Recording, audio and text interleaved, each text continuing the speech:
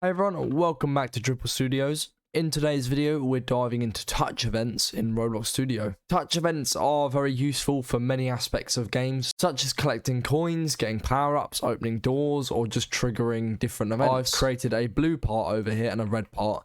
These both have can collide on and can touch on. Make sure can touch is on or touch events will not fire. And these are both anchored. So first, let's begin with the basics. Every base part in Roblox, such as blocks, spheres, and wedges, have an event called .touched, and this event fires whenever another part comes into contact with it. The most common use case is detecting when a player's character touches something. For example, when a player steps on a pressure plate or walks into a teleporter, or even picks up a collectible, and it will call some code when something like that happens. To get started, I'm going to add into this blue part a script, and I'll show you what a basic touch event looks like. First of all, let's just get the part and save it to a variable. So we'll call this part equals script.parent. And now that we've got access to the part, we can access the touched event on the part. To do that, we'll say part.touched :connect, and then we'll type in these brackets function and enter. And now we are calling a function whenever this part is touched. Now the part can be touched by another part, it can be touched by the player. In here, we need to actually add in something. It will tell you up here, other part, base part. So when the touched event is fired, the part that it touches is automatically passed in as an argument. So we need it as a parameter here. It will be a base part, and we'll just call it other part. Or I like to normally call it hit or collider, but just so you understand clearly in this video what it is, I will call it other part. And it is a base part if you care to label it like that. Up to you. Anyway, now we've got a function that is called every single time a part is touched. And now what we can do in here is actually print something. I'm going to say print other part.name. Then I'm going to concatenate touched, and then I'll print out this part.name, and this will say, for example, what I'll do is move the red part so that it's touching the blue part, and then it will say red part touched blue part. So what I'll do is move the red part over. I will make it just thinner so I can actually nudge it over and move it next to the blue part and turn anchor off on the red part. So now I can go and push it over onto the blue part. There we go, and it says red part touched blue part, just like that. Anyway, I'll put that back to normal. I will actually delete the red part now. I only wanted it to show you that. So that is a basic touch event. What is happening here then? Well, part is the object that we're listening to, and .touched is the event. The function runs whenever something touches it, and it gives us information about what part touched it, which we store in this other part parameter. Now let's filter what touches parts. So in this example, I'm going to show you how to basically create a part, but only one player can touch it. Every player can touch it, but only one player will trigger the code to touch it. So again, we'll keep the part equals script.parent, and we'll keep the part.touched and the other part, because this always has to exist. The print statement will keep as well, but I'm going to write some more code. I only want to print something if a player touches the part and not a part. In fact, I'll bring back the red door just because I want to still knock something over for this example. So I'll bring that over, make sure it's not anchored. And yeah, what I'll say is if we want to check if it's just a player, we can say local character equals other part.parent. Because if the player touches a part, it will either be the player's right arm, their left arm, their right leg, or their left leg. It's never going to be the player's character. The character will always be the parent of the player's body part that touched the part, if that makes sense. So if it's just a normal part, the parent will be workspace or whatever folder it's in or model. So then we can get the player. We'll say local player equals game.players, get player from character, passing in the character. And if the character is, for example, workspace, or it's a model or a folder, this will return nil.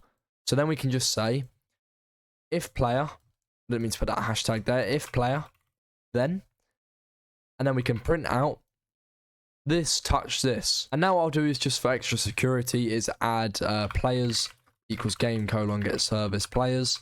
And then I can replace game.players with players. Just for a bit of security, but it doesn't really matter. It's just an example. So now if we hit test and play, you'll see that when I touch the blue part, it says loads of stuff touched the part. Now let's break this down. Fives each time the player slightly moves and it will keep cooling based on what is touching the part. So we've got the right hand, the left hand, the upper torso, the left lower arm, the head, the right foot. So let's break this down. Open up workspace, open up the player's character, and it's one of these many things here that is touching the part. So the parent of these is the player's character, and we should be able to get the player from the player's character. And if we do, we print it out, which we're printing out, which is perfect. If I just clear this output quickly and knock the red part over into a blue part, it doesn't print anything because the player's character isn't touching it. Now let's make something practical. I'm going to create a collectible coin. I've done this in a couple of videos before, but I will show you how to do it in this one. I'm now going to change my blue part into a coin. So let me add a cylinder, and I'll quickly scale this. I'll rename the part to coin.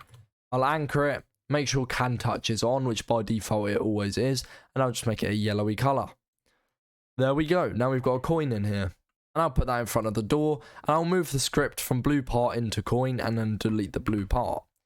Now let's open this script. So what we'll do is say coin equals script.parent, and then coin.touched colon connect, function other part, and so on. And then once again, we'll check for the player, and if the player exists, what we can do is just destroy the coin. So I could say coin colon destroy. And now, when we play this, if I go and touch the coin, it gets destroyed. Now, as you noticed earlier when the player touched the blue part, there is one common problem, which is that the touched event can fire multiple times in one touch. So if a player walks over a coin, it might give them 5 coins instead of 1, and that's where debouncing comes in. Basically, we add a small cooldown to make sure the event only fires once. So let's add a touched variable. So touched equals false. And then we'll say, if touched, then return end. Because if we have touched the part already, we don't want to keep touching it, if that makes sense. We don't want to keep firing the touch event if we've already touched it. Otherwise, we'll set touched to true. So touched equals true. And now it'll only fire once. So if I quickly print, if I print up here, just say touched, it will only print it once and the coin will be destroyed. Now there is also one more event that's part of the touch events, and that is TouchEnded. So for TouchEnded, basically, it's when the part or the player stops touching it. So what we could do is change this to a TouchEnded event. So I will remove the touched equals false and the debounce check, because we don't really need to do that for this, because we're destroying the coin anyway. It's only getting called once. It's only if you're changing a value that you need to really add a debounce, because if you're destroying it, no matter what, it's going to get destroyed anyway, so it doesn't really matter. But if you're changing a value, maybe increasing a leader stat, you'll want to add a debounce. But because we're destroying the coin, it doesn't matter. So what I'll do is change touch. I'll just change the touched to TouchEnded. Again, it's got the exact same parameter here, the other part, and that is the part that the touch has stopped with. And here we'll say, we'll just print TouchEnded and destroy the coin. I've just made the coin a bit thicker because when the player's character is on the part, it kind of, as you saw earlier with the blue door, flickers between body parts all over the body. So as soon as it changes, it's going to delete the coin. So I'll try and show you, but if it deletes, we might have to try it with a part. Okay, so it's still there, and as soon as I walk around, it's changed what part is touching it, and then it gets destroyed. Basically, touched will just destroy the part straight away, or run code straight away, and TouchEnded will run the code after it's been touched, once the player has stopped touching it. Hopefully that makes sense. That is everything you need to know about touch events in Roblox Studio. I can't think of anything else. That's just the basic. If you found this video helpful, don't forget to like and subscribe, and feel free to check out our Discord server, which you can find the link to in the description, where you can ask for programming help, help others, just chat there, and have a laugh, really. Anyway, thanks for watching, and I'll see you in the next one.